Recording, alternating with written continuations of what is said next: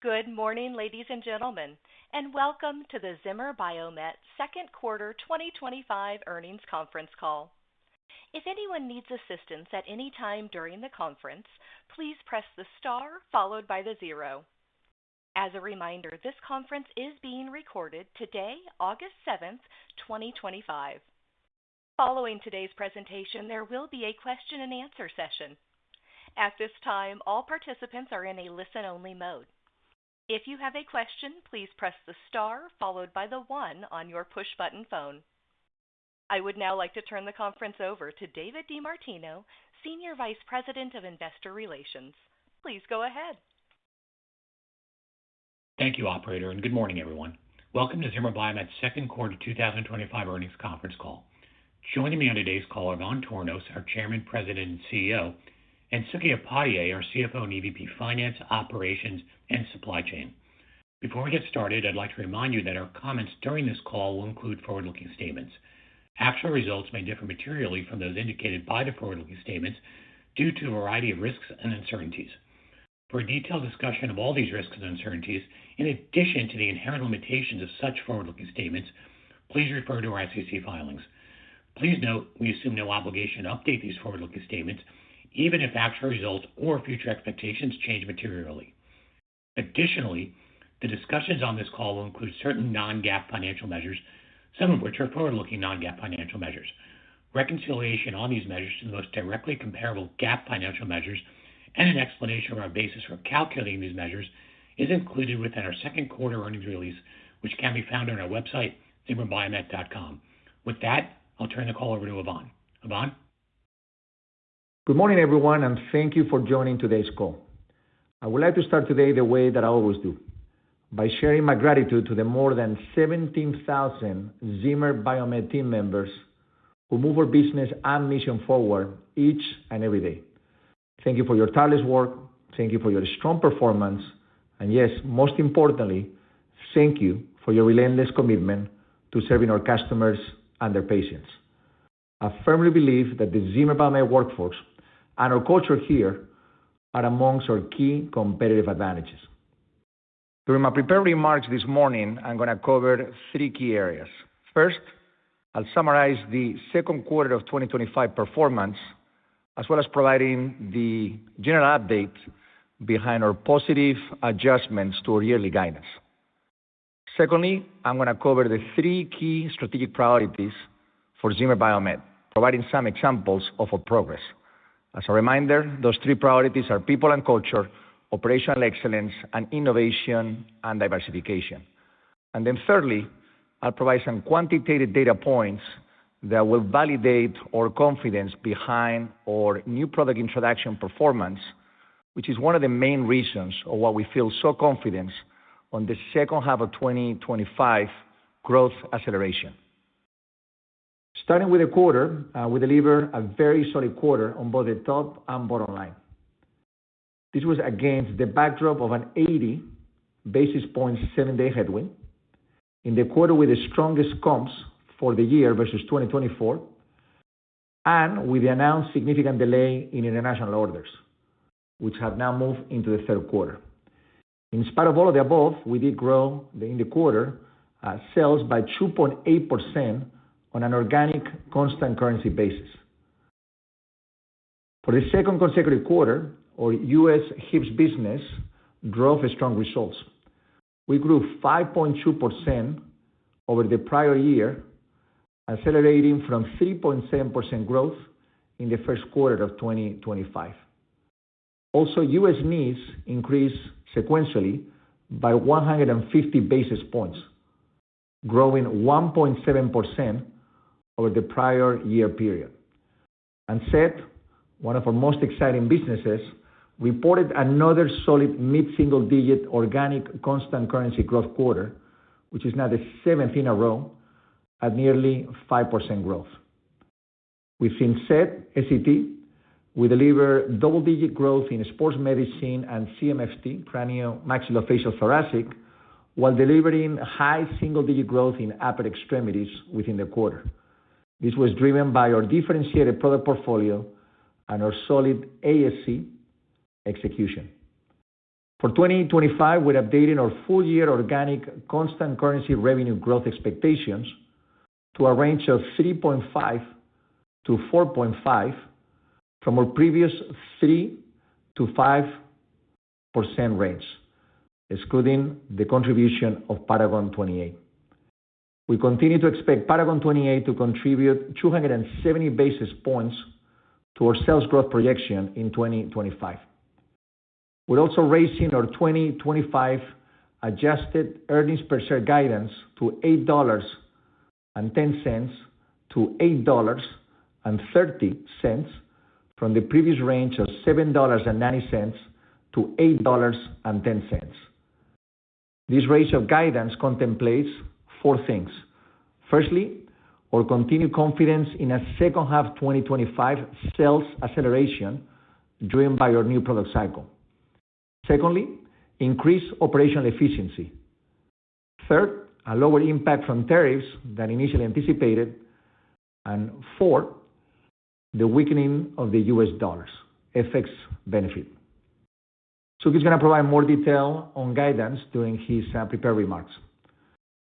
Our confidence in delivering this forecast is very high, and with July now behind, we're even more confident in the acceleration of growth relative to the new products that we're launching, in particular in the US, where we saw the strongest month so far in the year 2025, that being the month of July.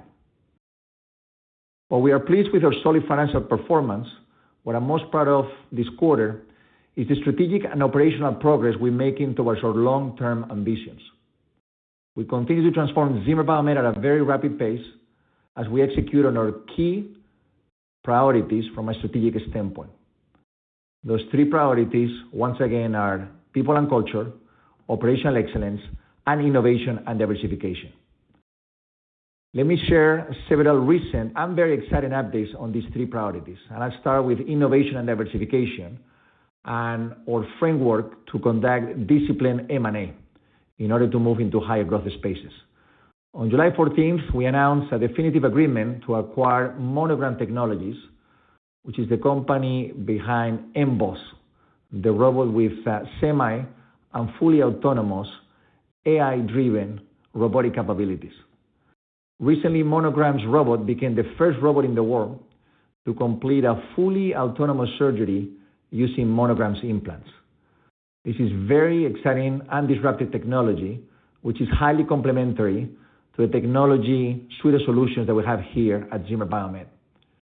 As a complement to our broad suite of robotic and navigation solutions, Monogram's first-to-the-world technology has the potential to change the standard of care and transform the future of orthopedic surgery, solving some of the most meaningful challenges in musculoskeletal health, those being efficiency, accuracy, and reproducibility. This planned acquisition of Monogram and our commitment to ROSA and its robust pipeline underscores Zimmer Biomet's unprecedented strategy of enabling today while boldly defining the future of orthopedic surgery. We have maintained our desire to diversify into higher growth segments through disciplined M&A, and the Monogram acquisition meets our stringent financial and strategic criteria. The acquisition is expected to be neutral to adjusted earnings per share from 2025 through 2027 and accretive thereafter. It will contribute to revenue growth beginning in 2027 and will generate high single-digit ROIC, return on invested capital, by year 5, with increasing contribution starting in year 6. The acquisition of Paragon 28 earlier this year is another way we're leveraging M&A to diversify our company into higher growth segments. We completed the acquisition on April 21st, and the integration so far is proceeding as planned. We recently transitioned Zimmer Biomet's full and ankle portfolio to Paragon's 28 sales team, creating more scale and leveraging the strong commercial channel and capabilities that Paragon 28 is known for. I love the contribution that Paragon 28 is making, and I look forward to our ongoing journey together. Now, turning to our second priority, operational excellence, this is a strategic pillar that encompasses efforts on both the top and bottom line, as we work to strengthen our commercial execution in the US to drive consistent above-market growth improve margins for Zimmer Biomet globally, and reduce inventory for the organization in order to improve free cash flow generation. I'm proud of the work that the team has done in 2025 so far to drive EPS growth. Their work has now enabled Zimmer Biomet to be able to grow earnings in the year 2025 versus 2024, in spite of executing two significant M&A deals, investing in large commercial initiatives, launching new products, driving the boldest DTP campaign, and absorbing the tariff impact. Of course, none of this progress will be possible without our team. Our third priority is dedicated to people and culture, ensuring we have the right people in the right roles.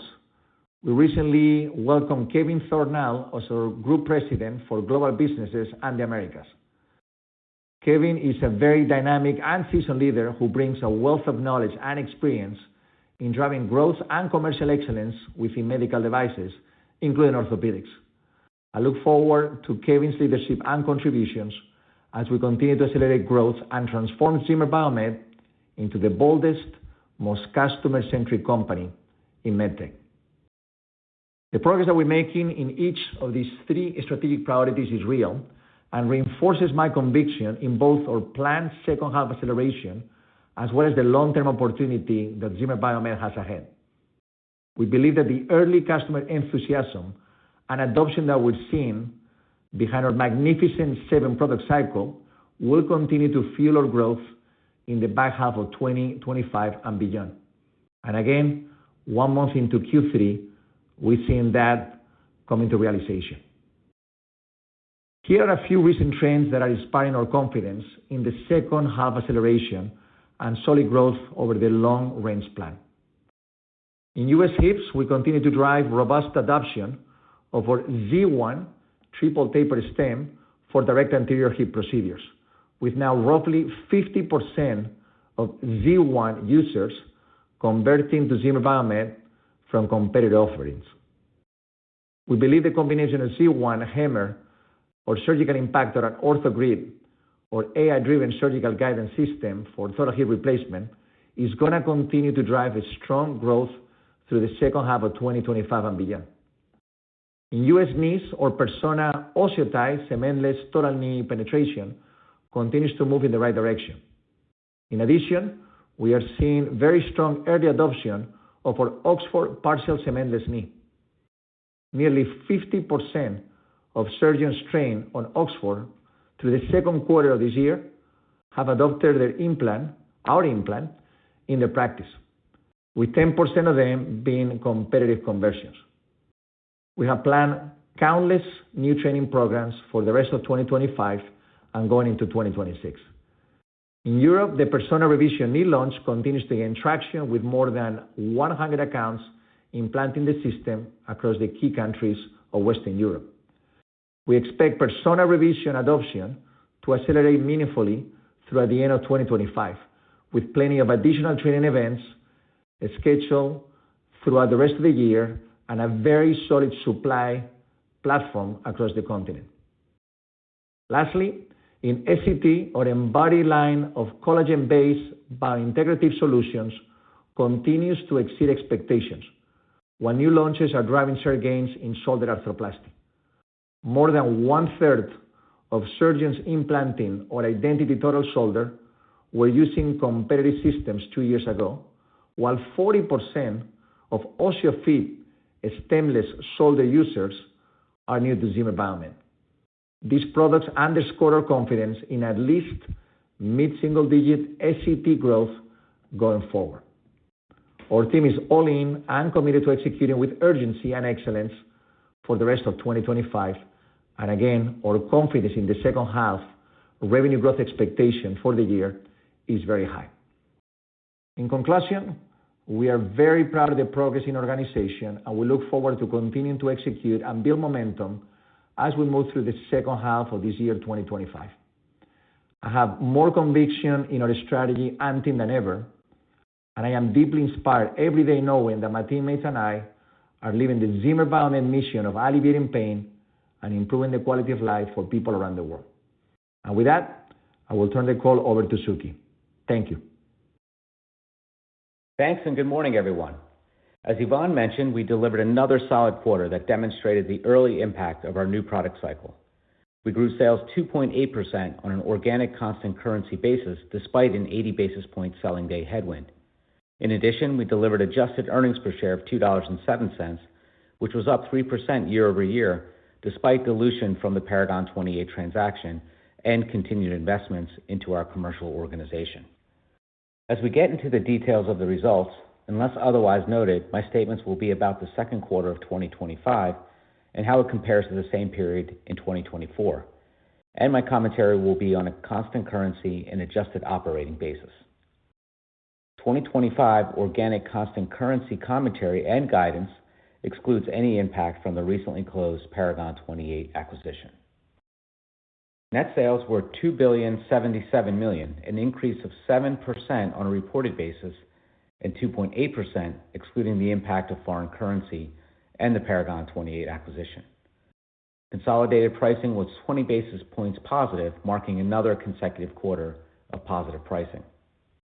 Our U.S. business grew 2.3% on an organic basis, driven by over 5% growth in hips and 150 basis points sequential acceleration in knees to 1.7%. As Ivan mentioned, this performance reflects contribution from and early customer enthusiasm for several new product launches across our business. Internationally, we grew organic revenue 3.4%. Global hips grew 4%, with the U.S. increasing 5.2% and international increasing 2.7%. The U.S. performance was driven by our Z1 triple taper hip stem, which continues to exceed our expectations. Z1, in combination with Hammer and OrthoGrid, is driving share of wallet and competitive conversions. Global knees grew 1.8% in the quarter, with the U.S. growing 1.7% and international growing 1.8%. This quarter's U.S. results reflect increasing penetration of our Persona OsseoTi cementless total knee and early adoption of our Oxford partial cementless knee. While room for improvement remains, we continue to invest in high-growth segments such as ASCs and robotics to increase our penetration. The early adoption of our new product launches, coupled with ongoing commercial investments, reinforce confidence in a second-half acceleration. Next, our SET segment grew by 4.9% on an organic basis, led by double-digit growth in CMFT and sports medicine and a high single-digit growth in upper extremities. This marks the seventh consecutive quarter of at least mid-single-digit growth in SET, a trend we expect to continue as planned product launches accelerate. As a reminder, with the closing of the Paragon 28 acquisition, SET is now our second largest business. Finally, technology and data, bone cement, and surgical declined 2.2% due to difficult comps from the prior year and a mix shift towards ROSA volume-based placements versus outright sales. Now turning to our P&L. We reported GAAP diluted earnings per share of 77 cents compared to GAAP diluted earnings per share of $1.18 in the prior year. Higher revenue and lower year-over-year restructuring charges were more than offset by acquisition-related charges and interest expense due to the Paragon 28 transaction. On an adjusted basis, we delivered diluted earnings per share of $2.07 compared to $2.01 in the prior year. This increase was driven by higher revenue and a lower share count, partially offset by a step-up in SG&A and interest expense tied to the Paragon 28 transaction. Adjusted gross margin was 72.3%, higher than the second quarter of 2024, largely due to favorable mix and lower E&O, which more than offset higher manufacturing costs. Adjusted operating margin was 27.8%, lower than the prior year as a result of increased commercial investments and the addition of Paragon 28, but in line with expectations. Adjusted net interest and non-operating expenses were $75 million, above the prior year, driven by higher debt related to the Paragon 28 transaction and higher interest rates on refinanced debt that matured in 2024. Our adjusted tax rate was 18.2%, and fully diluted shares outstanding were 198.3 million, down year over year due to the share repurchases from last year and in the first quarter of 2025. Now turning to cash and liquidity. We had another strong quarter of cash generation with operating cash flows of $378 million and free cash flow of $248 million. in line with 2024 levels despite closing the Paragon 28 transaction in the quarter. Our working capital initiatives, including inventory reductions, continue to pay off, as we've reduced days on hand by almost 20 days compared to the second quarter of 2024. We ended the quarter with approximately $557 million of cash and cash equivalents. Now, regarding our outlook for 2025, we are updating our guidance based on a number of factors and now expect 2025 reported revenue growth of 6.7% to 7.7%, adjusted EPS of $8.10 to $8.30, and free cash flow of $1 billion to $1.2 billion. We are also narrowing our 2025 organic constant currency revenue growth guidance to 3.5% to 4.5% from our prior range of 3% to 5%. Inside of this, we continue to expect average selling prices to be roughly flat for the full year and selling day differences to be a modest headwind to growth. Importantly, as Yvonne mentioned, we remain confident in our expected second half growth acceleration driven by no selling day headwind in the second half of 2025, more favorable comps resulting from the ERP implementation challenges in the second half of 2024, acceleration from new product launches, particularly our Magnificent Seven, across all of our business and geographies, and the timing of orders in EMEA.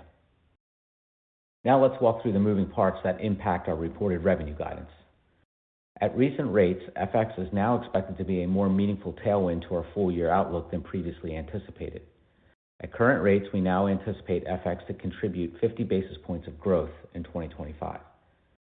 Second, on Paragon 28, we continue to anticipate the acquisition to contribute about 270 basis points of growth in 2025.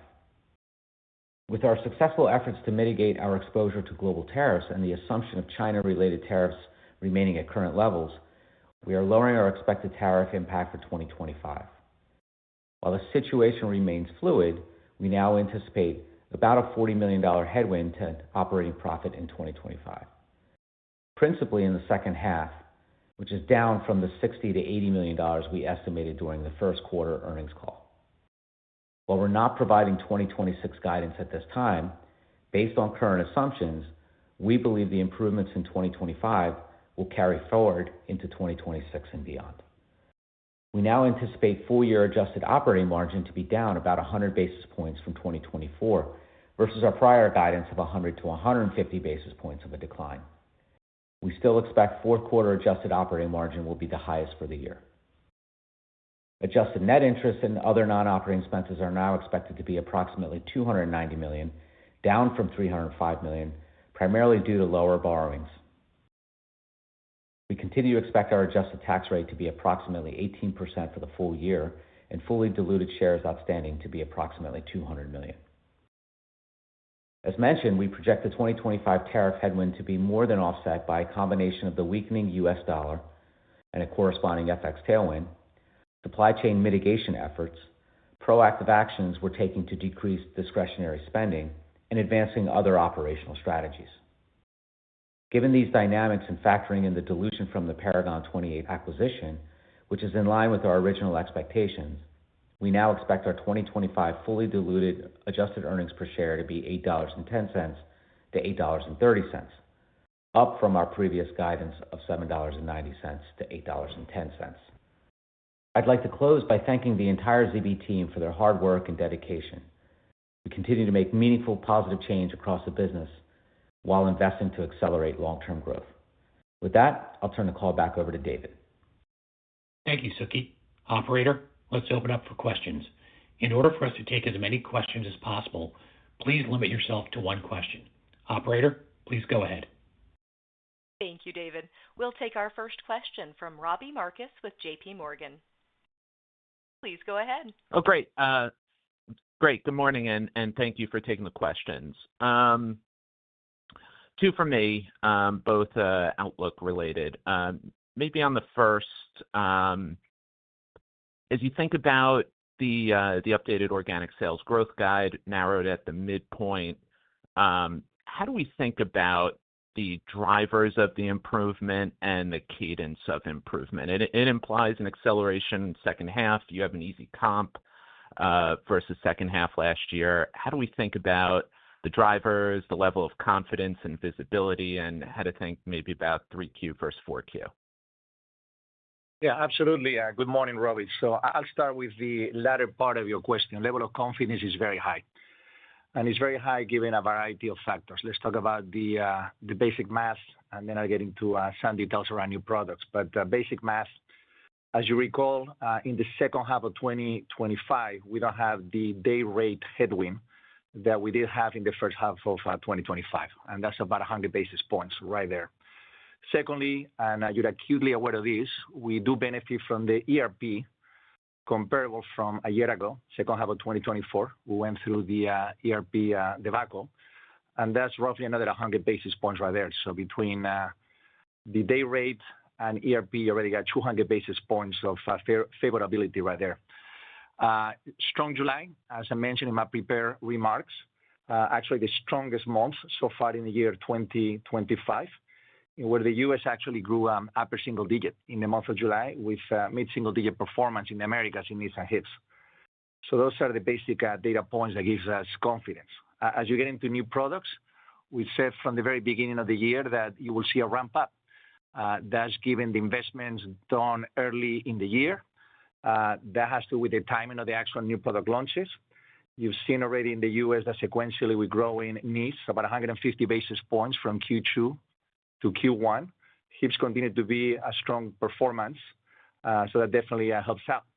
And then lastly, the third and final thing I'll say that gives us confidence is the emerging markets distributor purchase. We mentioned this in Q1. The value of that order, which will be recognizing here in the next days, is around 50 to 60 basis points for the company in the quarter that shifted from Q2 onto Q3, and roughly around 110 basis points for the international segment of our business. So again, through a combination of these mathematical data points, the new product performance, the visibility to your point that we're having, we're extremely confident on the second half acceleration. Relative to Q3 to Q4, while we typically don't like to give quarterly guidance, I'll tell you, I'll be very surprised if Q3 is not a number scratching 6%, and then given comes in Q4 of 24, that number for Q4 of 25 should be slightly lower. Thank you. Great. We'll take our next Very helpful, Ivan. Sorry. Oh, can I ask it's one question. My apologies. I'll get back in queue. Go ahead, Sorry. Robbie. Okay. We'll move to our next question from David Roman with Goldman Sachs. Your line is now open. Thank you.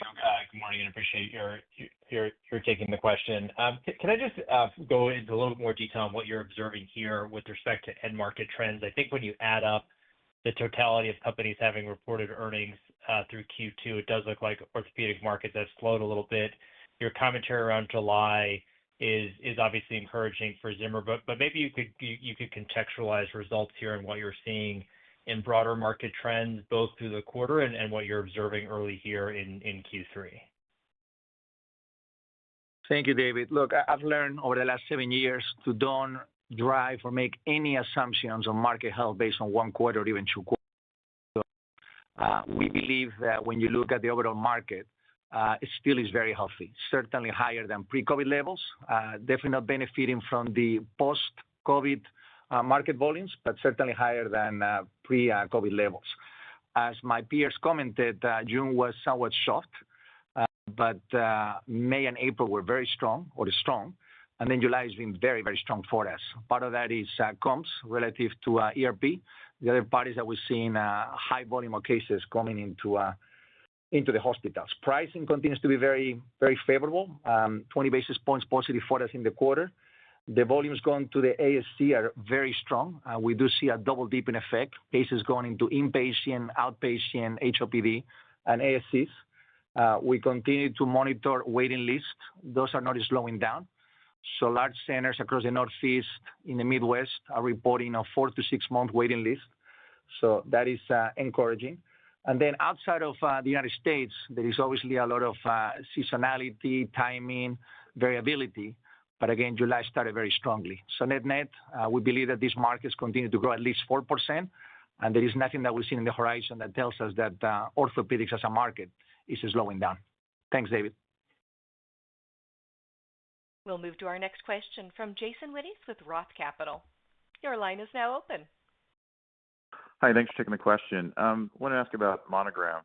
Specifically, I know Mako and Stryker get a lot of credit for first mover, but a lot of that had to do with their intellectual property and sort of how it placed limitations on a lot of the competition. If you look at Monogram, which, obviously you guys are believers in, given the acquisition, do you think, and look across their IP portfolio, do you think it gives you a pretty strong position to maintain both in terms of their cutting and their AI applications? And related to that, I think there's an ultimate goal there to really reduce the time and reproducibility of these procedures. Are you anticipating that's going to happen as well with that platform?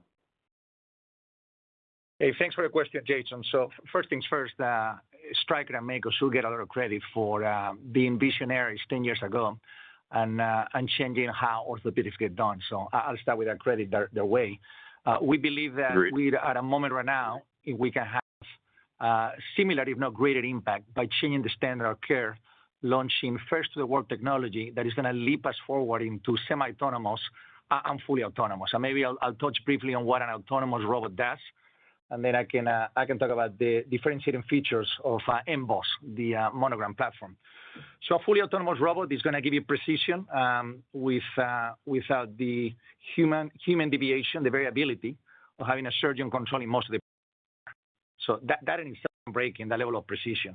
Number two, the automation or autonomy of MBOSS or a fully autonomous robot will reduce cognitive load and surgeon fatigue.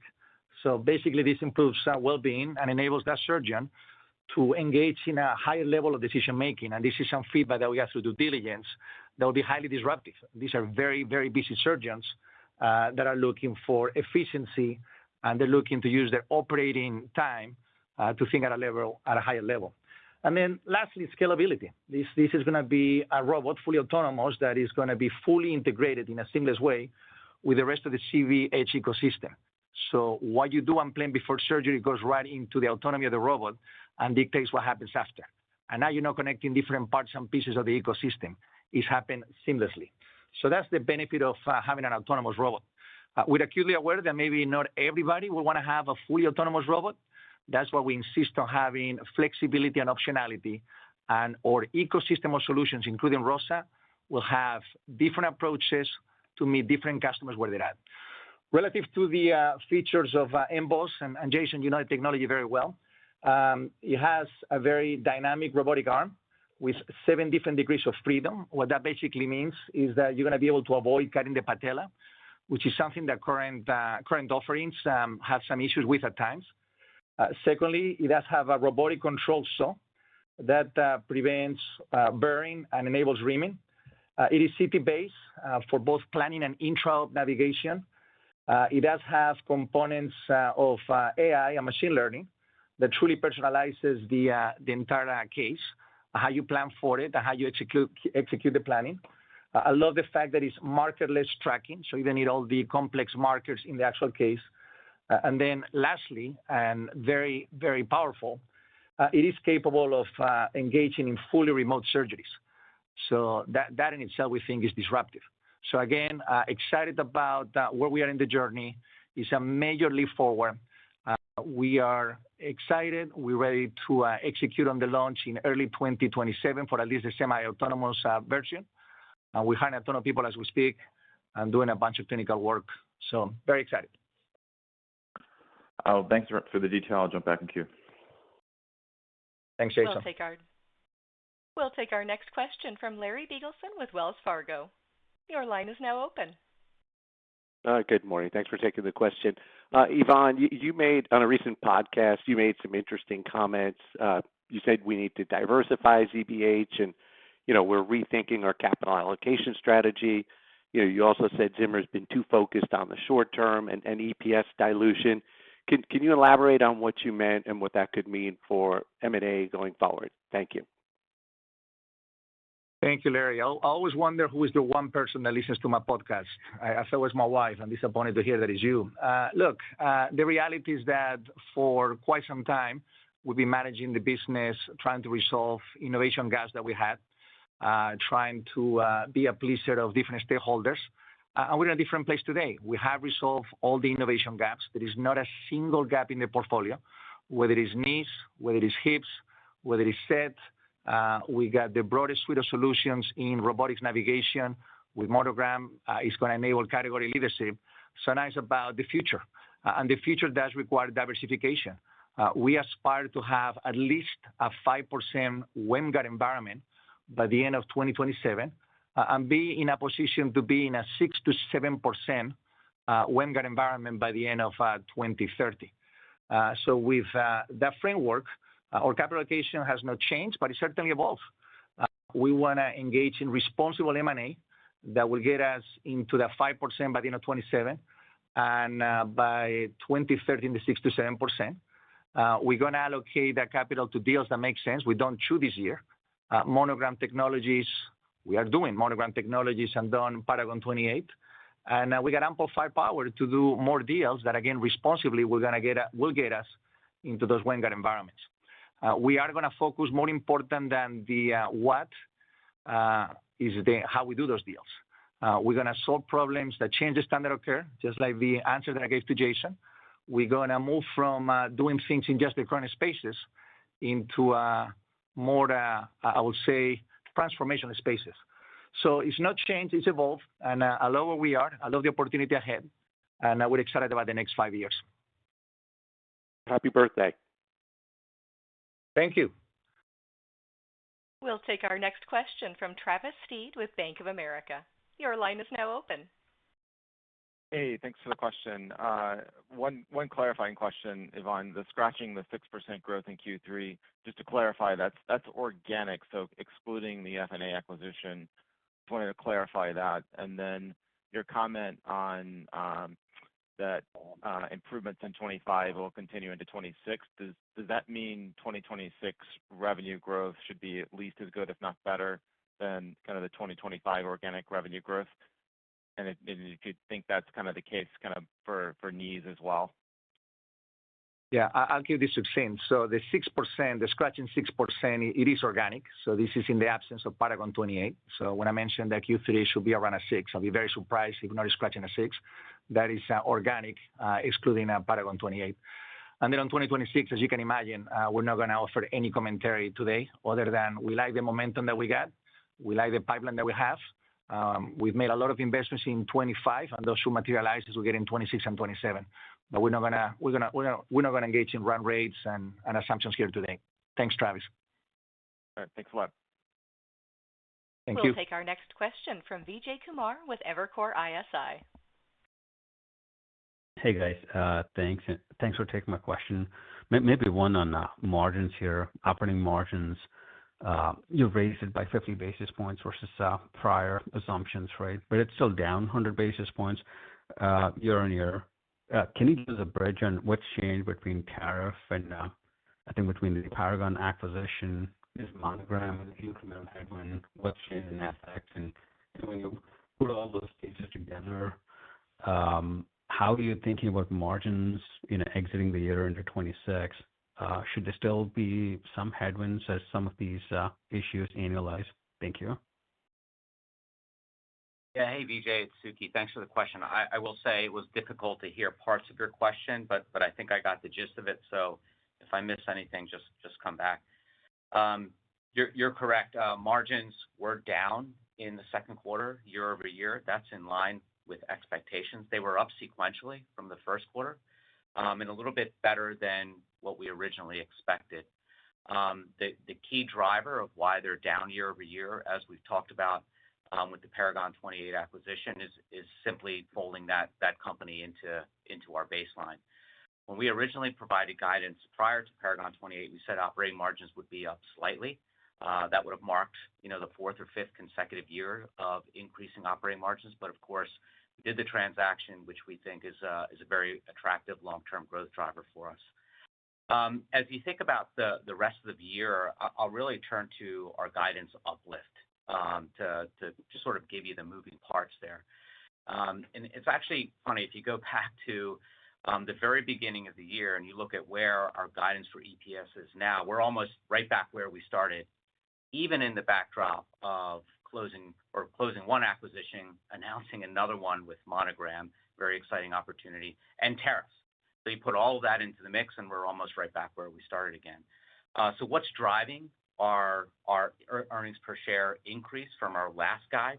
I'd say it really comes down to four key components in the order of size. First is our tariff assumption is better than we originally expected, as we've had more time to work through our mitigation strategies, and we're also seeing lower overall tariff rates than what were originally announced on our first quarter call.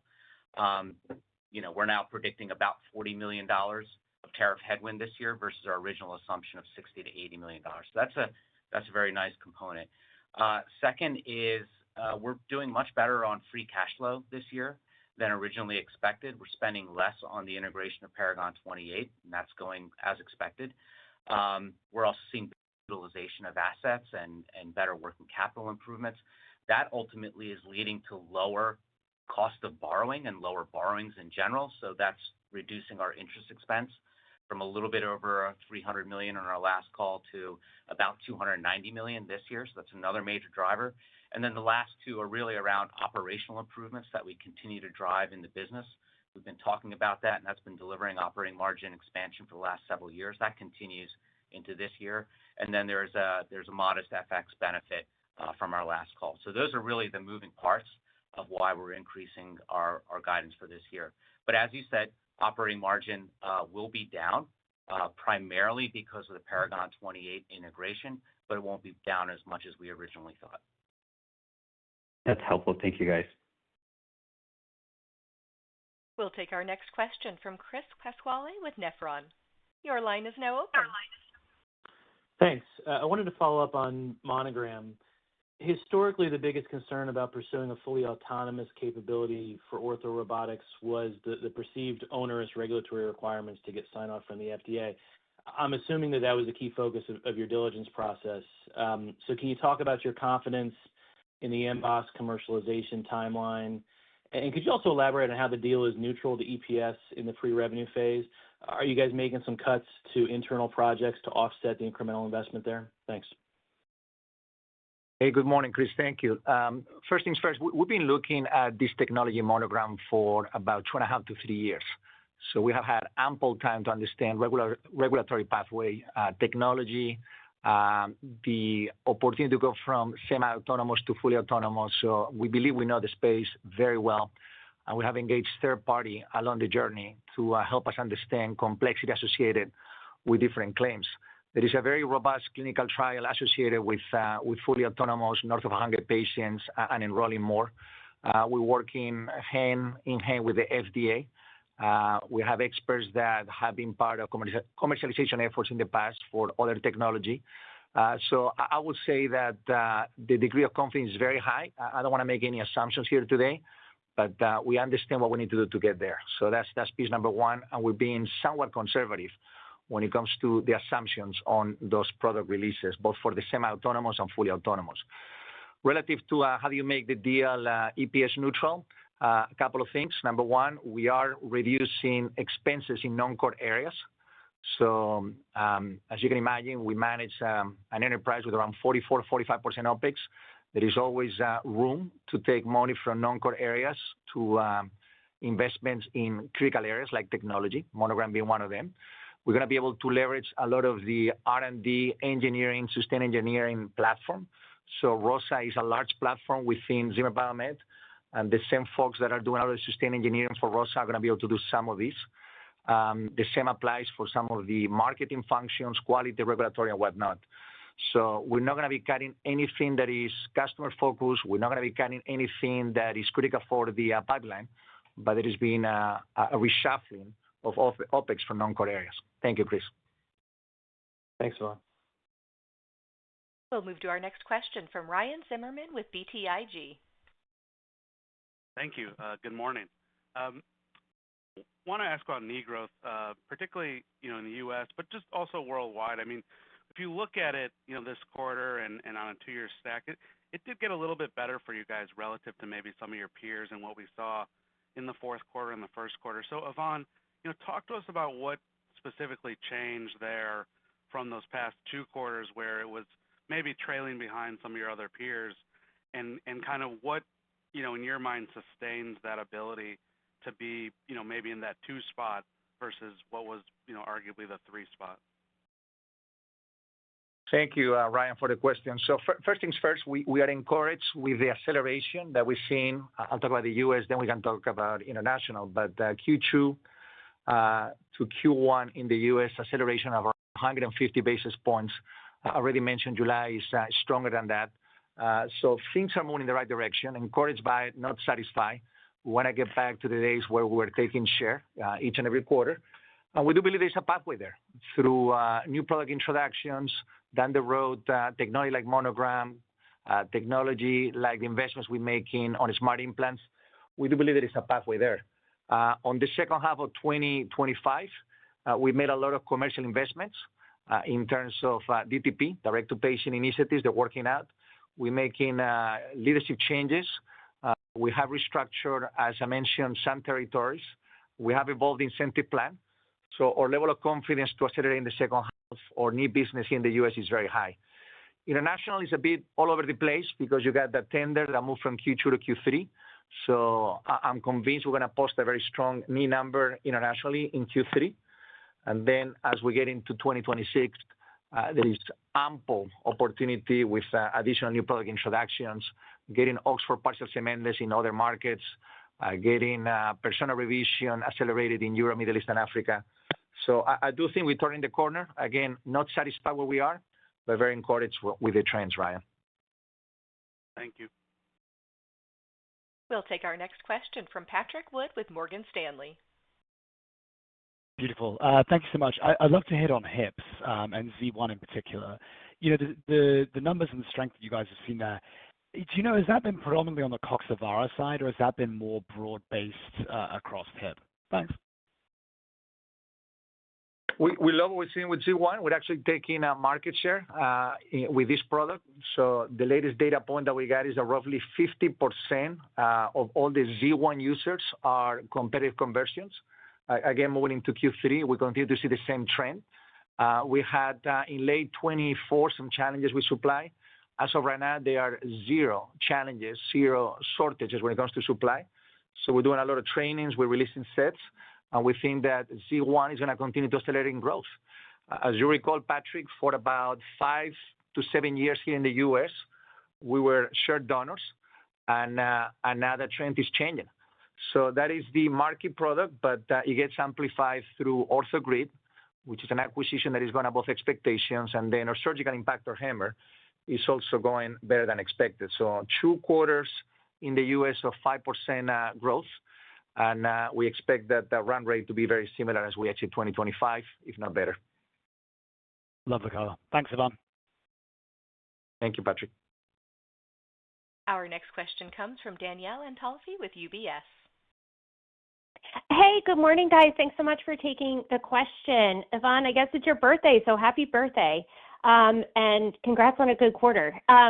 So just a question on Monogram. I thought that deal was interesting. And I'm just curious, Ivan, as you look ahead to when you're launching Monogram, sort of how you think of Monogram and ROSA coexisting, what you think it brings to the robotics market overall, in addition to what you have with ROSA. Thanks so much.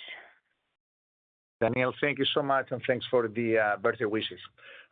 Look, 2.5 years looking into this, we look at different pathways to get to leadership in robotics. We felt with data that having the most flexible and comprehensive product suite is the way to go. You got non-robotic believers. We have navigation opportunities. You got large footprint robotic believers. We got those small footprint robotics. We have an exclusive partnership with Think Surgical. There is a strong appetite for autonomous robotics. We're going to be first to market. And based on all the intelligence that we have IP-wise, the only one for a while. So we believe that a comprehensive suite of solutions is the way to go. In terms of what this will do for the robotics, I do think you're going to have a lot of surgeons entering the world of robotics. I think one data point that most people miss is that here in the U.S., 8% of surgeons, 29,000 surgeons in the U.S., don't use a robot. And internationally, that number is actually higher, 90% 90% of surgeons don't use a robot. So providing those surgeons with an efficient, highly reproducible robot platform that drives all the benefits of autonomy, I think expands the pie. So we're going to continue to see growth, market expansion of robotics, and it enables a great share of wallet opportunity for us here at Zimmer Biomet. So very excited about this acquisition. Thank you. Thanks, Danielle. Our next question comes from Matt Miksic with Barclays. Hey, thanks so much for taking the question. Can you hear me okay? Yes, Matt, we can hear you. Great, thanks. So just a couple of follow-ups. Just one on Paragon 28, and I think you've talked about bringing that entire organization on and kind of keeping them together as kind of a team intact, which seems to be successful so far. So congrats on that. And wanted to get a sense, first, is there anything that any retention or any threshold beyond which we should be thinking about where you may be 100% confident that that's just going to happen and we're going to keep this team together, or there's something end of the year or 12 months out that we get through that threshold and we're good. And then the second part of it is, I guess, at what point you start thinking about bringing on repeating, rinse and repeat on an acquisition like that to drive growth, drive margins, expand the WAMGR, that sort of thing. Thanks. Hey, thanks, Matt. Look, Paragon 28 is going really well. So we delivered better than expected operational efficiencies. That's part of why the free cash flow position for the rest of the year has improved. Delivered lower acquisition cost, nice savings across the board, but it didn't come from the commercial innovation elements of the deal. To your question, there's been no management turnover. As you know, Albert Acosta, the former chairman and CEO of Paragon 28, is the global president of that business. I've said this in a gazillion forums, so here we go again. I'm pretty much married to Albert for the rest of my life. He brought with him the entire commercial channel. And by that, I mean the senior leadership in commercial operations, as well as the territory leaders. And I am not aware of any sales rep or distributor or anyone in the channel that actually has left Zimmer Biomet. So if they have, it's not been brought to my attention, so it's not a large number. We recently integrated the Zimmer Biomet lower extremities, lower trauma, foot and ankle portfolio into that sales channel. So the Paragon 28 or former Paragon 28 sales reps are very excited to have those new products from Zimmer Biomet. There's been no innovation delays. We are today in Denver, I believe, doing an R&D review. All the feedback we get around innovation is that it's on track and on time. So net, everything is going really, really well. Still expect 270 basis points of revenue growth contribution in the year 2025. And to your later question on, is this a rinse and repeat kind of model moving forward? Absolutely. Absolutely. I think this creates a proxy for other deals.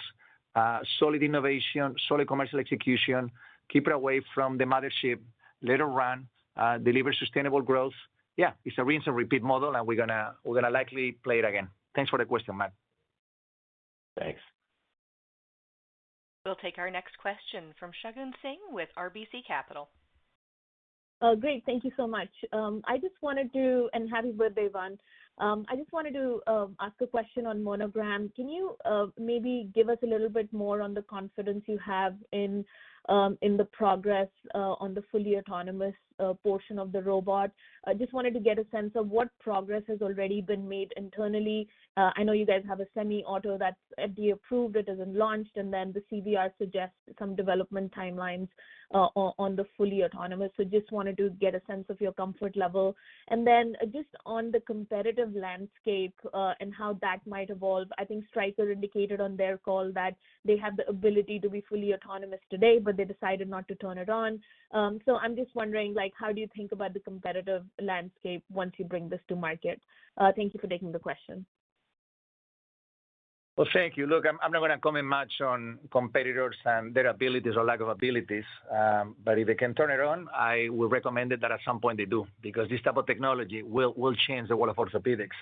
Relative to the opportunity or the level of confidence on fully autonomous, this is not part of Zimmer Biomet yet, just completed the first fully autonomous surgery in the world. I believe it was 2 weeks ago, with excellent results. So that's a very encouraging data point. In terms of our pathway to get there, I alluded to the fact that there is a robust clinical trial. We understand the different steps we got to take to get to fully autonomous. We have hedged when this launch is going to happen. We continue to work with experts. So our level of confidence is very high. I don't want to speculate too much yet because we're early in the journey, but the assumptions that we're making so far have been validated by the experts. So really, really excited. And semi-autonomous will launch in early 27. We believe that fully autonomous MBOS will launch in late 2027, if not early 2028. And as soon as we can, we'll provide more details into how that's going. Thank you, Shagun. Our next question comes from Richard Newitter with Truist Securities. Hi, thanks for taking the questions. Ivan, I wanted to just ask a little bit more on the robotics portfolio approach. It makes sense. You want to be able to position to go where the market goes and what it wants, and this is an evolving sector. So, I appreciate that. But when you were describing kind of, there's something for everyone, you kind of characterized, or at least I thought I heard you characterize ROSA as kind of, a large footprint robot. You have Monogram, which has advanced capabilities, including autonomous. That's where maybe the market's going. And then you kind of have, smaller footprint with T-Mini. I guess one, is Monogram, large footprint is not necessarily something people want. I guess, what is it that ROSA is going to do for the marketplace that Monogram isn't going to usurp?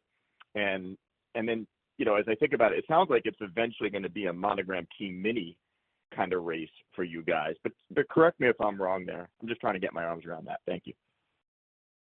Hey, thanks for the question, Rich. Look, ROSA is the number one orthopedic robot outside of the United States. That is a fact. And the reason why a lot of surgeons choose ROSA, with approaching, if not exceeding now, 2,000 installations, is because there is a large chunk of surgeons that don't believe in CT scanning. And again, particularly outside of the U.S. They don't want to expose the patient to radiation. In some countries, it's not reimbursed. They don't want to add another step in the procedure. There is a preference for image-less robotics. There is a segment of surgeons that want to be fully in control of the case, and they like ROSA. They like the way that it integrates with pre-planning, and they're used to it. So we're going to keep ROSA, and we got 6 different indications coming for ROSA in the next, call it, 18 to 24 months. So that's going to stay there. In terms of, is there a race between T-Mini and MBOS Monogram? No. There is not a race between our internal offerings. There is going to be a desire to continue to offer different solutions for different customers around the world. And we strongly believe, 2.5 years of market research, that optionality, that flexibility will win the race. Thank you, Rich. Our last question comes from Caitlin Cronin with Canaccord. Hi, great. Thanks for taking the questions. Just maybe if you could comment on, robotic placements in this quarter specifically, and then just the pipeline for the rest of the year. And then adjacent to that, how is that Think partnership really trending and the ongoing commercialization there? Thank you, Caitlin. So I'll start with the second part of the question. We just extended the exclusive partnership with Think Surgical. So obviously we like what we see. We like having the optionality of that smaller handheld CT scan base. And there is a fairly large pipeline of deals in the making for Think Surgical. Overall robotiks, you see that the category declined versus a year ago. That is because of capital equipment sales. Installations remain on track. We've been saying for, 4 or 5 years that the point of entry is at least 300. And we continue to see that number or better. We like the number coming out of ASCs, especially new ASCs. So everything is going in accordance to plan. And again, as we get into late 2025, we're going to be launching next generation ROSA with the ability to do a kinematic knee. with simpler landmarking, with better tracking. So we think that ROSA Knee with what we call Optimize will be an accelerator of ROSA installs as we exit 25 and going into 2026. Thanks for the question, Caitlin. Great. I'd like to turn the conference back over to Ivan Tornos for closing remarks. Well, thanks everybody for joining. I'll keep my closing remarks under a minute. Number one, started with gratitude. I do want to end with gratitude to the Zimmer Biomet employees for their progress this quarter, for their efforts, which have enabled us to raise EPS for the year 25, as well as free cash flow, while narrowing the revenue guidance. Number two, I want to talk about the level of confidence that we have, not just for the second half acceleration, given new product introductions, a strong July and whatnot, but just given all the visibility that we have in terms of what's happening in every country and across every platform. So we are extremely confident on the second half acceleration, but most importantly, we are very confident on the future of Zimmer Biomet. We're excited about the future. We have the strongest pipeline that we have had in the 6.5 years that I've been here, and that excludes the opportunities ahead as we continue to leverage the balance sheet to drive responsible M&A and bring new to the world technology like Monogram Orthopedics or Paragon 28. So thank you for your time this morning, and we look forward to the next update in November. Thank you again for participating in today's conference call. You may now disconnect and have a great day.